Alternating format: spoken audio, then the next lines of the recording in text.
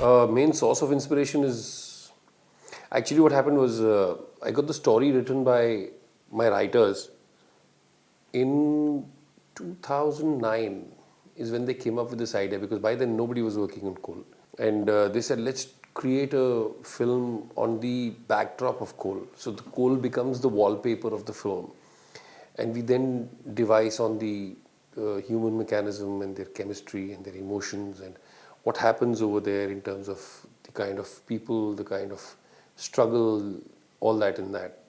In the initial phase, coal sounded interesting because coal wasn't, nobody made a film on coal or the coal belt or whatever. So I said, okay, let's develop a little further and let's see where it goes.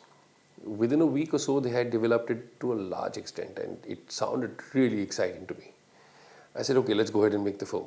And they wrote the entire screenplay in about, it took a little time because there was a lot of research that was involved in doing it. I got busy in another couple of films of mine, and so this film had to wait.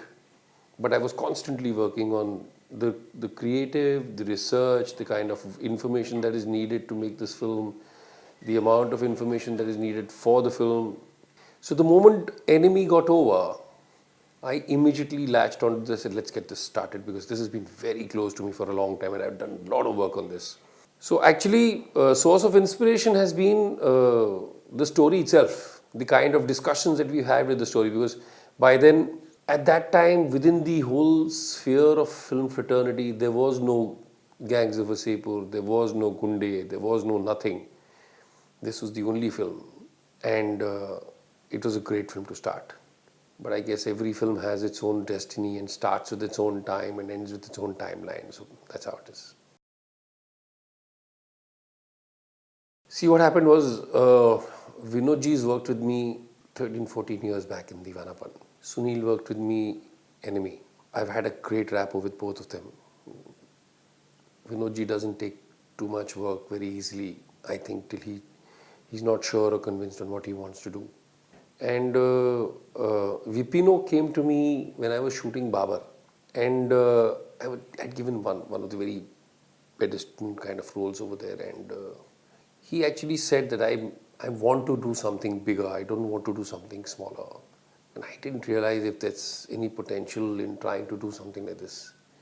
When this script came to me, I immediately had him in mind and I wanted to try something different with Anna. The moment Enemy got over, I told Anna, I said, I've got something like this which is very interesting, which is very contrary to your basic character. And most of the times the protagonist of a film is either a policeman or a goon or a IPS officer or a military man. This was an administrative officer. He's an IAS man.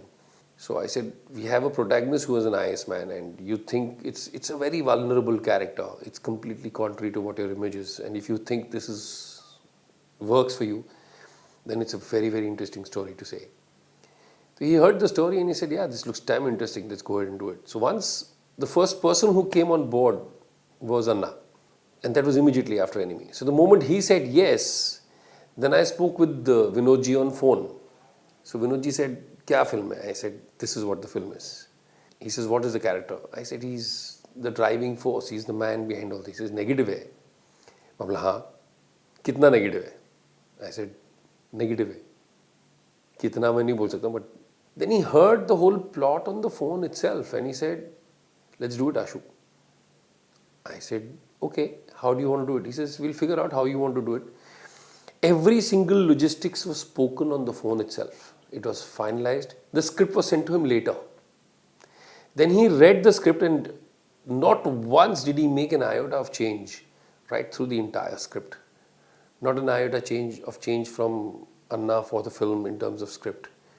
It just worked right on like it was supposed to for both of them, and the work started. Then I remembered that Vipino wanted to do something bigger and I needed somebody with no image.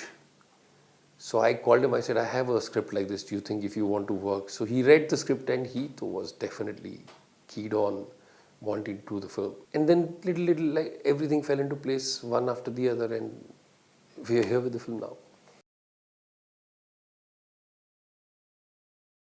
Almost all my films have newcomers of sorts. If it's not their first film, then it's one of the first few films that they have. There's a lot of enthusiasm, lots of energy, lots of positivity, lots of vibrance in terms of approach to the film. They come with a lot of zest to the character, and I always like to promote newer talent if I can. Whether it's in this, because you see Vipino, he's new, but the heroine Rupali, it's her first film. The music director Sushant Shankar, it's their first film. So I promote a lot of new talent. If I get the opportunity, I try and bring in a lot of new talent right through the whole thing. I meet the people, I follow my gut. If I feel this person can deliver and bring a lot to the table, I go ahead with it.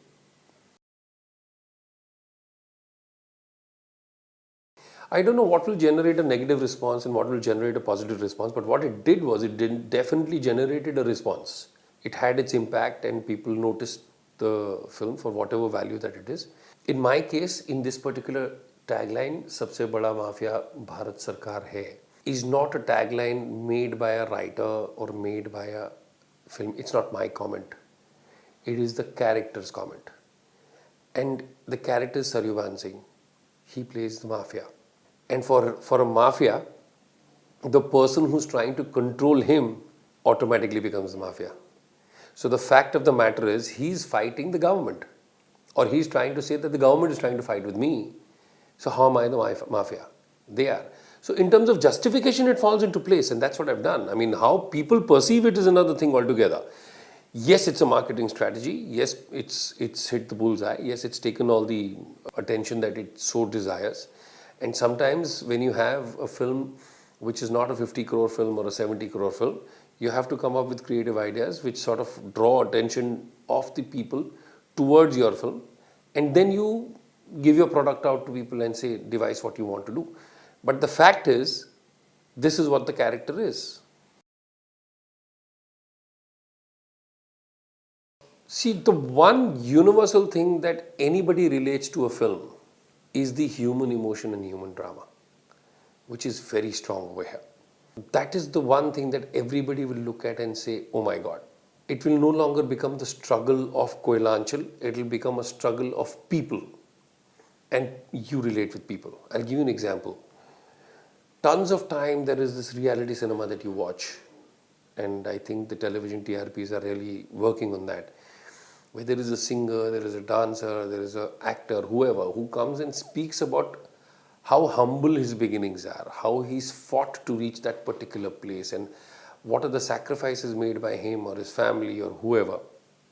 You don't know the person, you don't know his background, you don't know what he's coming from, but you get moved by the story that he's telling you simply because there is a human connect. That's the only time you must have seen him, that's the only time you must have heard of him, that's the only time you hear his story and you get moved emotionally for him. Why? What is the connect? The connect is the human connect. That is the human connect that I'm talking about, being universal across the globe. That's the connect that I'm looking at.